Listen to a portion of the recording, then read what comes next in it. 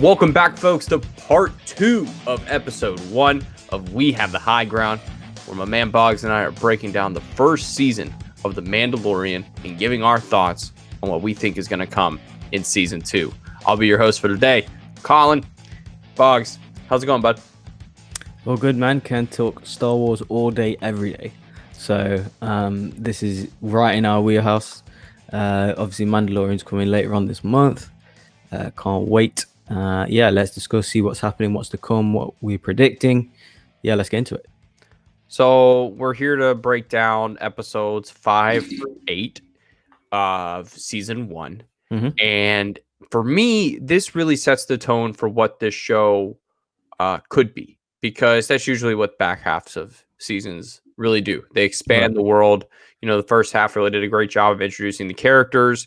And now, while the back half does introduce new characters in the heist episode, as well as Moff Gideon, it does bring back those the Grief Karga, brings back Cara Dune, bringing back all these other people, and I love the way it merged it. It felt it's so Star Wars. So, if you had to pick a place to start here, is there a particular theme in these last 4 episodes that sticks out to you that, you know?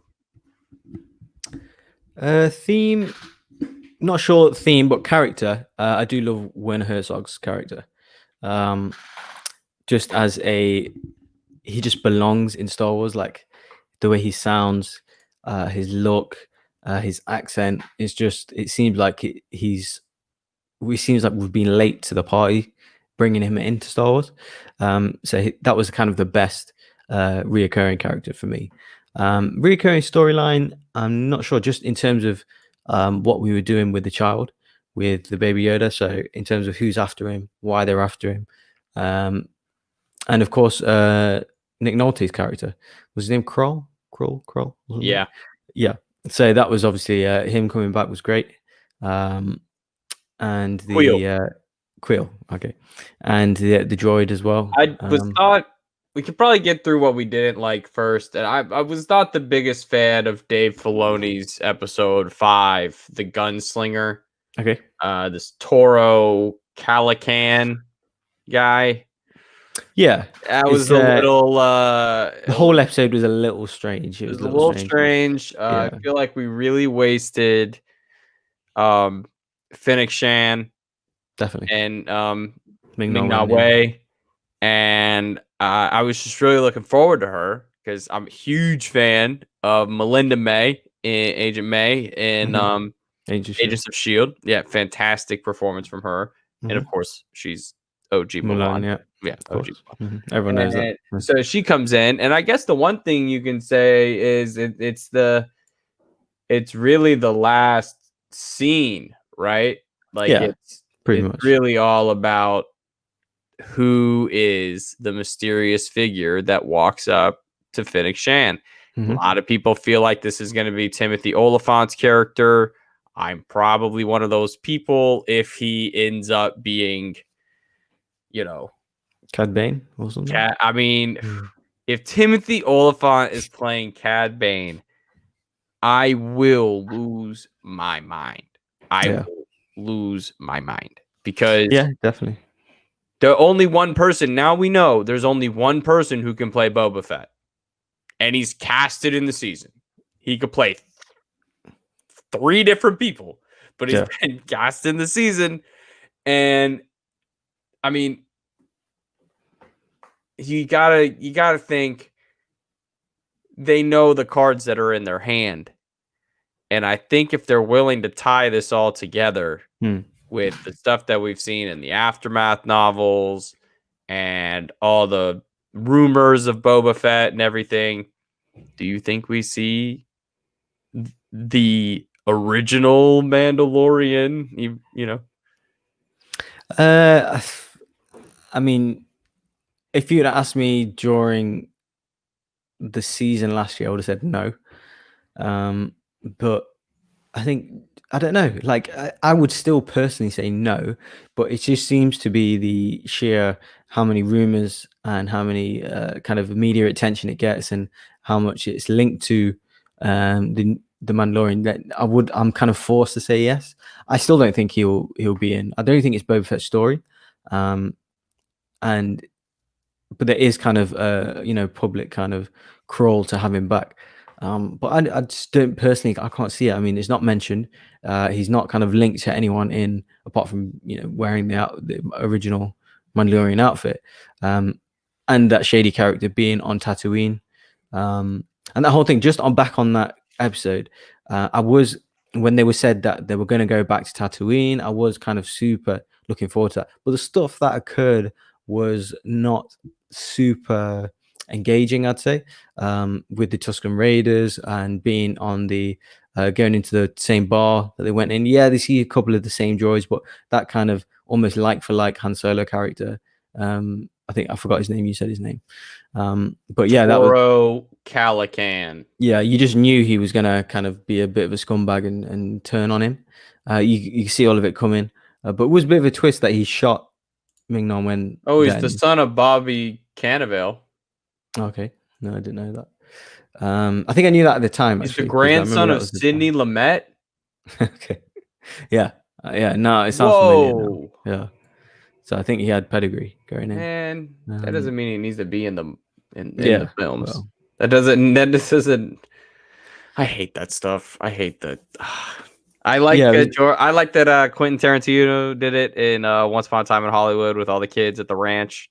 We're all like, second generation Hollywood or third generation Hollywood or whatever, but like he was just so bad. Like you have so much time on this project, right? You have so much time. Could have reshot that shit. Yeah. Could have recasted that shit. Disney could have afforded to pay that guy. Like, come on. Yeah. I mean, there was a lot of open-ended questions in that episode.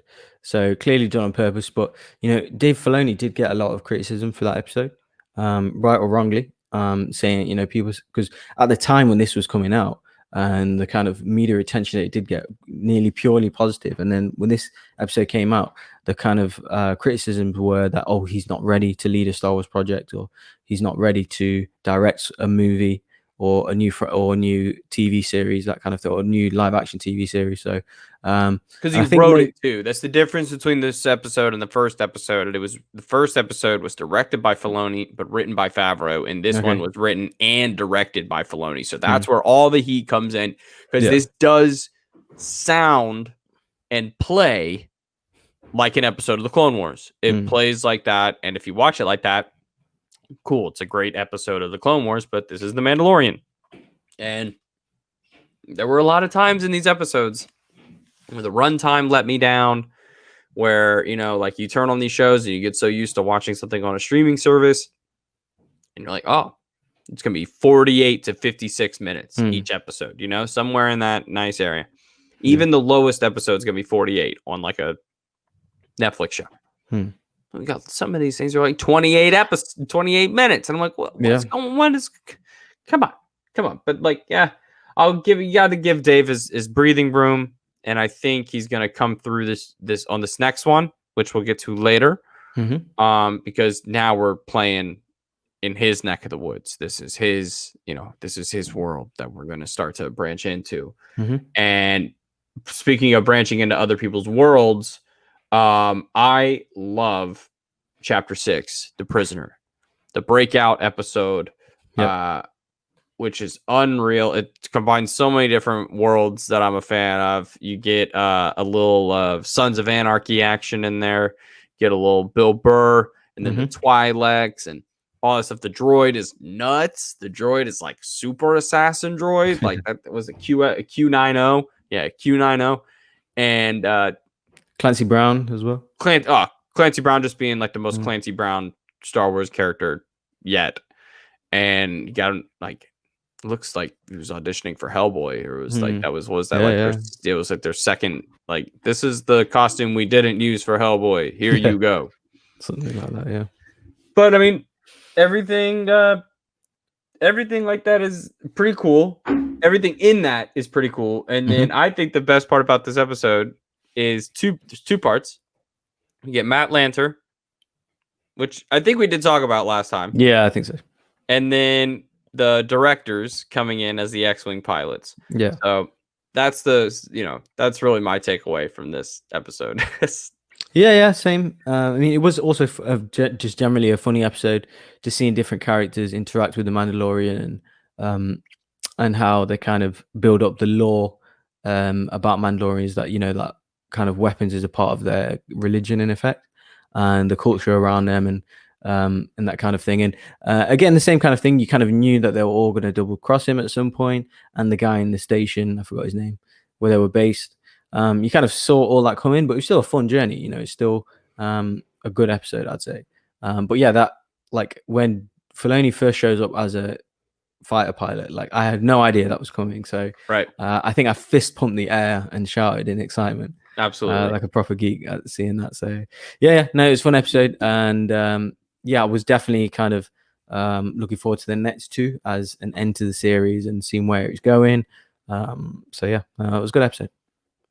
Cool. Chapter 7, Chapter 8. This is it. This is the finale. This is the end all be all of this first season, introducing us to one of my new favorite characters is Moff Gideon. I mean, just the depth to which they're able to take this guy is going to be unreal if they're able to, do some cool backstory stuff in this upcoming season. I love that Quill has reprogrammed IG-11 to be the nurse droid. That is such an unreal, turnaround, because I thought the cool thing that could have happened is that Tycho would have just been the stock voice for every IG unit, but then being able to come in and provide a different quirky personality for each one. So, like, if we saw IG-88, it would still be Tycho, but it would be a different Tycho.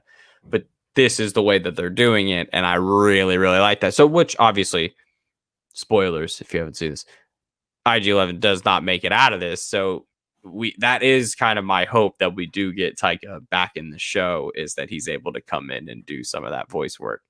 But first off, in 7, basically gets to the point where the baby gets taken, and that's like my worst nightmare. We have to protect the child at all costs. And it's so great because you see, like, these two, the way they're doing the jump cuts back and forth at the end of 7 with the troopers heading out towards the ship, and then with Mando, and then, it's so good. So what sticks out to you? Is this, like, were you satisfied, before the finale? Did you feel like they did enough setup? Yes. So you can kind of immediately tell the level of direction in the last 2 episodes were much higher than kind of the middle episodes. So I believe Deborah Chow directed episode 7. Yep. And yeah, so it was the kind of whole journey of him teaming up again with Grief Karga and Cara Dune, and then kind of going to Werner Herzog's character and seeing what happens there. Yeah, the client. Yeah. So I was thinking, was it the manager? Was it the guy? Yeah. But yeah, going back there and yeah, and going back there and basically just everything that unfolds, introduction of Moff Gideon, and the way kind of his stormtroopers look, and how they're kind of so clean, and like they look like they're still a part of the Empire. Obviously with a TIE fighter, and just overall Moff Gideon's look and Death Troopers. Yeah, and Death Troopers. Yeah, great shot. Yeah, great shot. And of course, his helmet comes off this episode, which was I had a feeling it was coming at some point.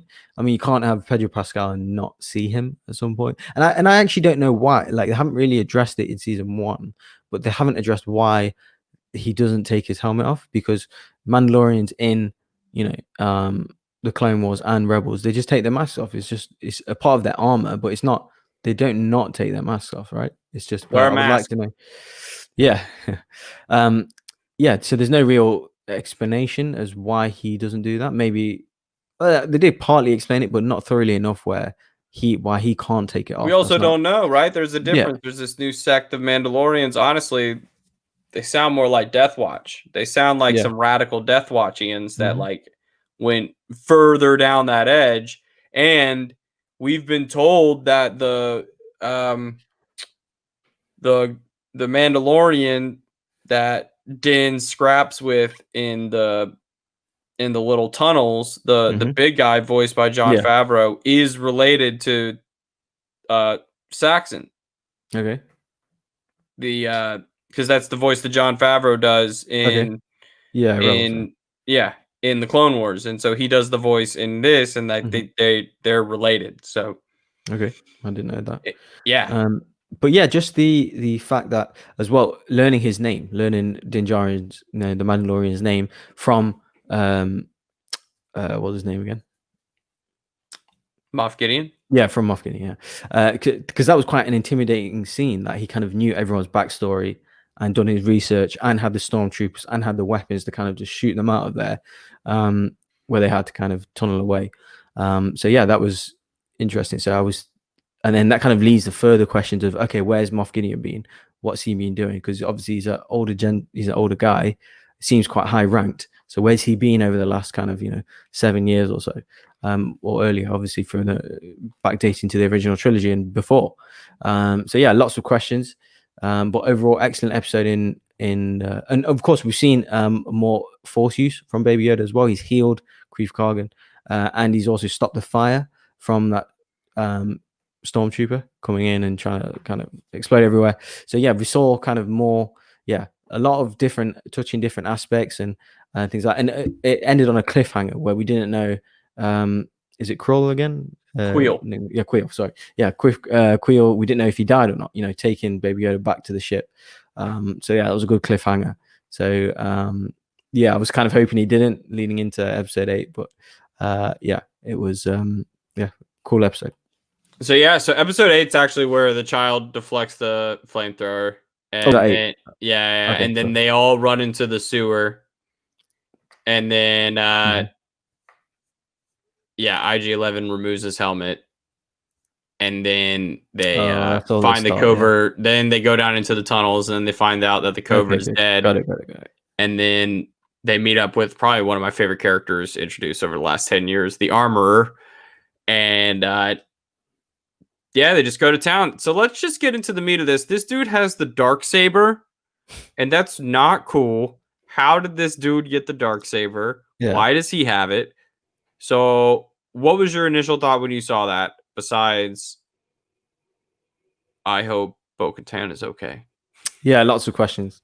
But before that, just seeing, of course, them stormtroopers at the start of the episode, and because I thought it was like when I first watched it, I don't know why, but it seemed like a cutout scene or a scene that didn't make, like, remember the stormtroopers talking about different models, and then they're trying to shoot that. I forgot what they're trying to shoot, but they're missing clearly. They're clearly missing, and they're looking at the blaster.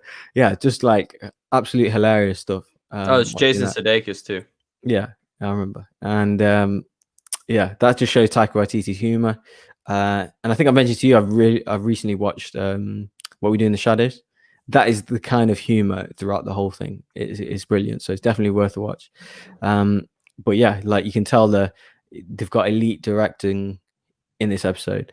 And the way IG-11's kind of blasted through the whole little area of where all the troopers are. That's so badass. Yeah, with the Baby Yoda with him. And they get the shots of the speeder as well. They get like the classic shots of the of the guns pulling back. I love that. Exactly. And then he kind of blasts his way through, and then teams up again with the Mandalorian. He kind of gets hurt, like you said. The Baby Yoda stops the kind of fire for coming in, and then it kind of leads to their escape and stuff. But and then it comes to that's the main part. The seeing the Darksaber, thinking, geeking out. Absolute geeking out when I first saw it. But that just leads to umpteen amount of questions of how has he got it, who's he got through to get that, because obviously the Mandalorians on Mandalore, they're a warriors race, and they've got kind of soldiers, they're used to fighting. So how has he got that specific weapon? Like the leader of Mandalore is supposed to have that weapon. How has he got it? Like, it's so many questions. And is he force sensitive? Where's he been hiding? What's he been doing? Is he dark side? Is he light side potentially? Well, you don't think he's light side, but just generally so many questions. Where's he been all this time? Like do we need other Force users to kind of combat him? And obviously, due to the kind of his interviews and stuff, he has been saying that we're going to see a lot more lightsaber fights this series and Force use. Whether he's not mentioned specifically, it's him, but I'm kind of thinking it is him, right? Or hoping it is. But yeah, super interested where this is going. Lots of open-ended questions. And yeah, he got his jetpack at the end as well, which is cool. I love that. I love that he loves the kid. Gotta take care of this kid. Yeah. Gotta return it to the race of. Oh yeah, sorry, that was awesome as well. Yeah, the what was the character's name again? Did you say the armor? The armor. Yeah, the armor. Yeah, she kind of built the look for the Jedi. Yeah, he kind of thought that they were just like kind of evil sorcerers, that kind of thing. So yeah, that enhanced it, because that's what I want. I want the Jedi, I want the Sith, I want the Force. So having more of that will be that was just an awesome tease for me. Well, and she fights badass as well. Oh, the fight's unbelievable. The chase down, and because the lady that does the stunt work is the same lady that does, I've completely forgotten her name, but she does the stunt work for the motion capture for Ahsoka Tano in the season 7, series 7 of the Clone Wars, with Ray Park. Yeah, she does the same. I followed her on Instagram. I kind of watch her just random stuff. Just she's definitely seriously talented, and can't wait to see more of her. Only get the best of the best. So you want to watch a trailer? Yeah, let's do it. Which one, the first or the second one? We're gonna pull up the first trailer. Okay. And this is the season 2. Let's see. So we don't get taken down. Well, oh no, we're just watching a trailer. Everybody watches trailers. Okay. Okay. And here we go. So first trailer. I love how it comes so soon as well after the first series. Mm-hmm. Like, you haven't got to wait years. They can film it in there. Is he gonna float into Ilum here, or is this different? Or is he flying away from Ilum? That doesn't look like Ilum from. That looks like an Earth type planet. Such destruction. You must reunite it with its own. Don't know where this is. Where? This you must determine. See, lots of open-ended questions there. Tell of battles between Mandalorian this is Ilum. And an order of sorcerers. You'd think so. Called Jedi. So do you think he's taking him back to Jedi or taking him back to his own alien race? It's the Jedi. Okay. Same way that like the Mandalorians are no longer like a race. That's how they'll talk about them. So that's the. You expect me to search the galaxy and deliver this creature? See what I mean? Enemy sorcerers. This is the way. Still adorable. They made this in the black box. It's just unbelievable. Yeah. Every time I see an A-wing, I just something that tingles, like in my in my throat. This is no place for a child. With that jetpack. He goes. Yeah, but why are they going to Ilum? That's what I want to know. Ilum's obviously where they get the kyber crystals for the sabers, but why are they going there? Unless someone's there or something is there. I don't know. That was a Dothamir, right? Dothamir? I didn't see. No. This red dude. I forgot the race. I think so. Yeah. I have the internet right here. But yeah, I want to know why they're going to Dothamarian. If that is true. Dothamarian, okay. Yeah, looks like some kind of white collar boxing event or something. Yeah, right. Yeah, so not much new in the trailer that came out earlier this week. Which is good. I mean, the first time I saw that, I was quite upset that day. Like I was thinking, what's all these rumors and all these linked and all these characters linked to the show, and you just see nothing. Like you know, It all seems like it's one episode. Yeah, exactly. I think the water scene is going to be like episode 4. I think that's going to be like episode 4, and then they're going somewhere, and then they're being trailed, much like the same way Bo-Katan pops up in season 7 of the Clone Wars and kind of follows behind Ahsoka and kind of watches her. Sabine will do the same thing, and then episode 5 ish hits the figurative fan. Yeah, I hope so. Because for me, finishing basically seeing the Darksaber in the last episode of season 1, this is the next stuff that I've seen, and there's no real continuation from any apart from the armor, the voice of the armor. Apart from her, there's no real and the Mandalorian and the child. There's no other kind of story theme connection or character connection or even location that we've seen previously, apart from the Razor Quest, but yeah, there's nothing. There's nothing that correlates to it. So this seems just like a trailer for maybe casual fans or general fans, just to say, okay, here's loads of action. Though, right? We saw Tusken Raider. I don't remember. So definitely saw a Tusken Raider on the. Yeah, but what I'm saying is that there's not really enough meat there. I thought that was when I initially seen it. I have come around on it. I thought, okay, everything looks really cool. Obviously, I'm in. Obviously, I'm going to watch it. Obviously, I'm excited for it. But I did want to see a bit more teasing, a bit more. I don't think they want you to see anything. Of course. I'm just saying, me personally, that's what I was expecting.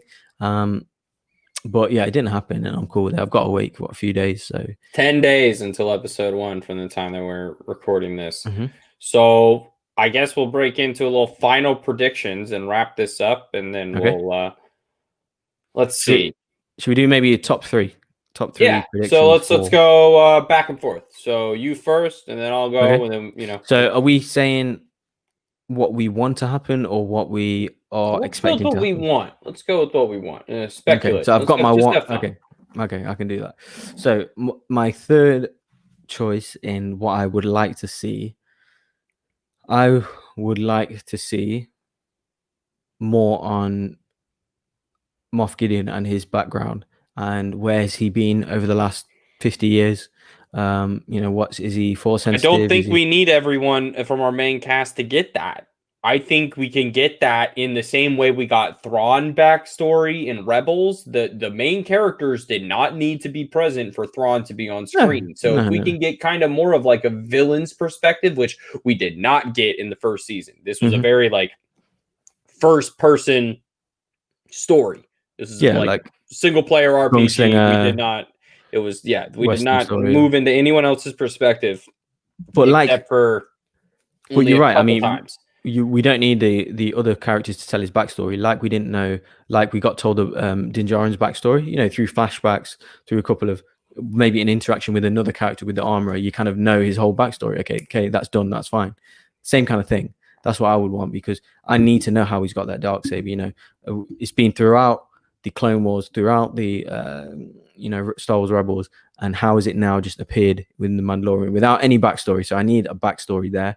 So I'd say my number 3 there was Moff Gideon / the Darksaber. I need some kind of background, some kind of detail, some kind of history there.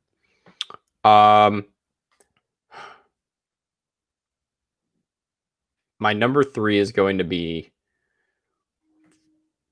live action Cad Bane.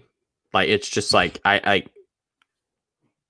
need to see fully realized Cad Bane. Like, just like that dude comes up out of nowhere and you're like, oh, he will literally kill all of you and like just go about his day and not feel bad about it. The toughest bounty hunter in the history of the Star Wars universe.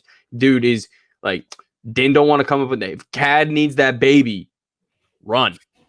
Yeah, because he gave the dent in Boba Fett's helmet, right? He actually done that? He does. Yes, he does.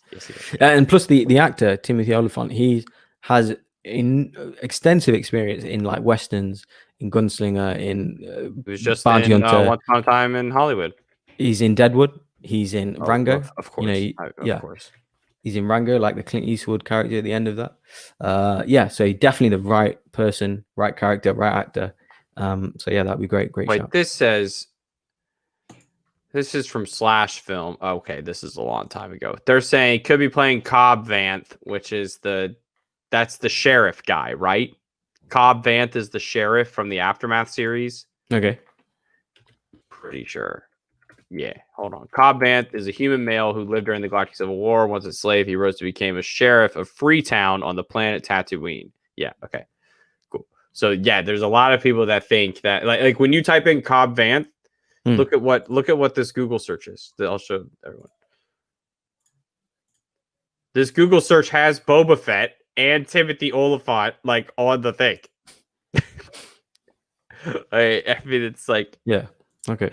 they're pushing it one way. So it'd be interesting because in theory, Cad Bane is like very CGI. But if you did a practical Cad Bane, holy F. Oh my God! I think you could, if he wears that big hat, if he wears the hat, you just need his red eyes, and he has that. Like, their race? Like, no, I don't think. I don't think we've seen his race. No. What race is he? Not in live action, I would say, because I haven't seen him without the. He's a Duros.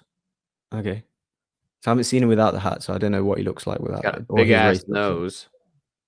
Yeah, that'd be hard. Yeah, I don't know. That'd be. He's very human-like. Like it's not like impossible. Honestly, the thing that they would go off of if I were them is I would use the Kree from Guardians of the Galaxy. Okay. As a starting point, and then build off of there, because they're the eyes. The eyes are very cartoony, like very, very cartoony and stylized. But yeah. All right. So you're number 2, sir. My number 2. So I'm gonna say so I would say I want these hyped up and linked people who are linked to the show to actually appear. So I'm talking Ahsoka, I'm talking Rex, I'm talking Sabine, potentially Ezra. I want these guys to appear. So because these have history, these characters, they don't have to. It's something that I would want because it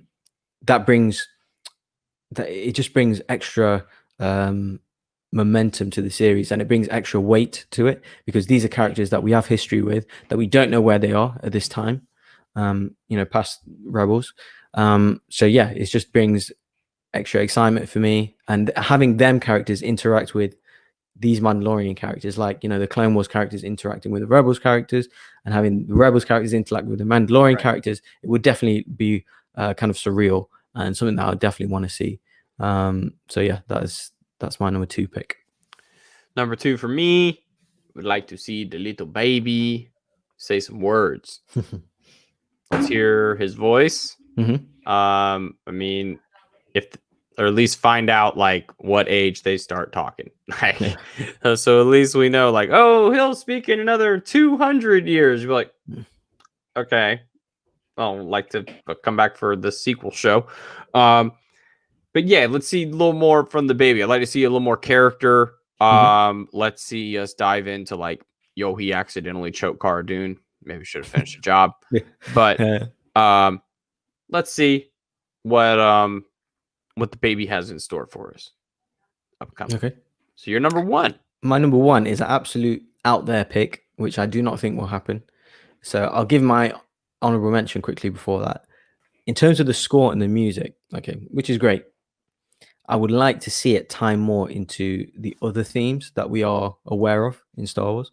So whether it's, I don't know, God knows, like whatever the Imperial theme or the Force theme or Yoda's theme, whatever theme, just maybe sprinkles just slight hints of that mixed into the theme. That's just a selfish one that I want. Obviously, the music's great. He's won loads of awards and accolades and all that. That's fantastic. But just me personally, I would like some identifiable themes coming in. But my number 1, completely unrealistic, I do not expect it to happen, is I would like to see Luke Skywalker appear in The Mandalorian. So at this stage, I think I mentioned it on the previous episode, like we have not seen Luke between Return of the Jedi and The Force Awakens. We just haven't. That's 30 years we've not seen the guy in the canon of Star Wars. Apart from that fantastic scene or episode or story mode level, Yeah. I remember watching that back like 3 or 4 times afterwards. Like that is Luke, like 100%.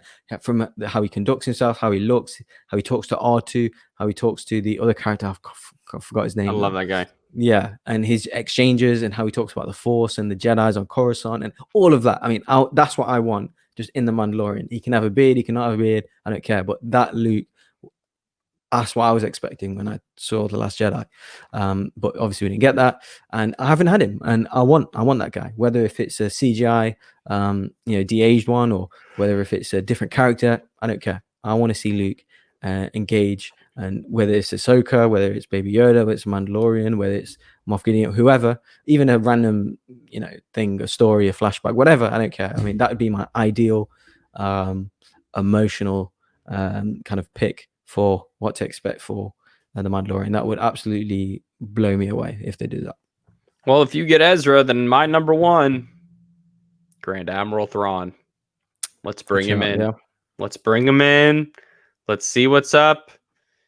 I don't know what's up, but something's up, and they're doing something, and they're out in some nebular quadrant of the galaxy doing things, and Lord only knows. Who space whales for days. So who only knows what those space whales are doing, and if Baby Yoda and Din ever run up on some space whales. Yeah, never know. That's the thing. Whale. At some point, Dave Filoni is going to bring back Ezra and Thrawn, but when is it and where is it? When and where and what medium? Yeah, that's the questions. And if he comes back in a couple of weeks, when it starts, I mean, crazy. But yeah, that's a great pick. Well, sir, we've talked all about this season. I think we've talked all about the pre-talk that we can do. So we'll drop our first episode for everybody. Then we'll drop this episode for everybody. And folks, we're going to have reviews for you for every episode of The Mandalorian Season 2 coming to you on an unknown region of YouTube. We don't know quite where it will be, but it will be somewhere. But you will find this episode on the Ultimate Schmodown Show channel. And you should also watch that show, which we both host. And we will be live this Friday to discuss the finals of the singles tournament. And I can't wait, Boggs. I can't wait. Yeah. Big, tune into our the Ultimate Schmodown Show at TUSSPod on Twitter. Follow us, like, subscribe, follow us on Facebook, follow us on YouTube as well. And yeah, just come along, man. Any kind of questions you have for us, please email in or tweet us. Happy to discuss topics, anything that you send in. We are going to start doing live shows as well. We need to nail down when that'll happen. But yeah, can't wait to review the first episode of The Mandalorian. Can't wait. Absolutely. Well, you can find me at @_C Morris. You can find him at Boggs. And you can also find us at your local cantina drinking some blue milk. So until next time, remember, we have the high ground. Damn right.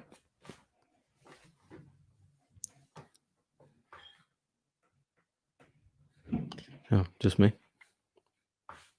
Remember that time I hit leave studio? Yeah, for some reason my cursor always hangs around leave studio. I need to move it even now.